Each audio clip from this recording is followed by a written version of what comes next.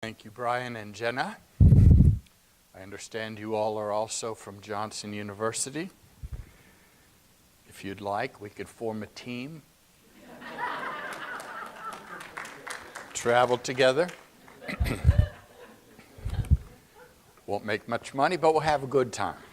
Okay?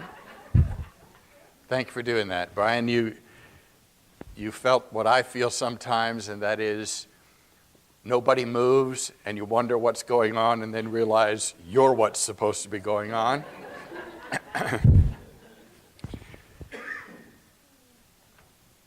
Dave asked me several weeks ago if I always preach from the Gospels, and I don't, but I enjoy doing it because I believe that all Christians need to be refreshed in their considerations of Jesus and what He's done for us.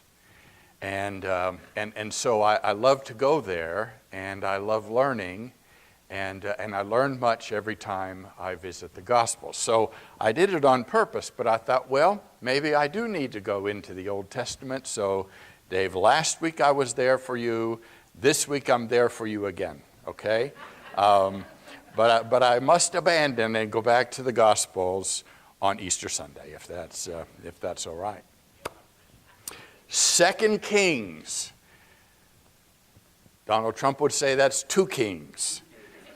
2 Kings chapter 6, verse 8 and following.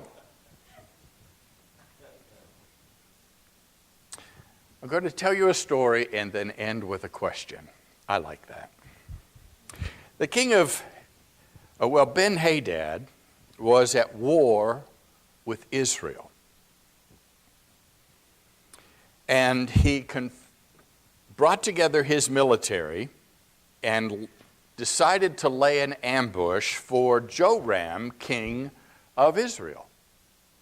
Now, I think I said that wrong. Ben-Hadad is king of the Armenians, and Joram is king of Israel. They're at war.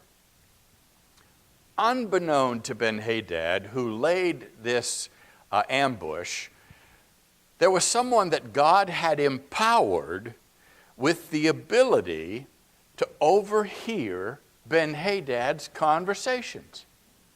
And his name was Elisha. Now, this was not a case where Elisha and Ben-Hadad just happened to be sitting back to back with each other at the local restaurant and Elisha overheard. It wasn't a case where their tents were staked too close to each other and you could hear what each other was saying. It wasn't a well-placed bug from a spy. It wasn't a wiretap. It was the ability to hear a conversation that was taking place 350 miles away.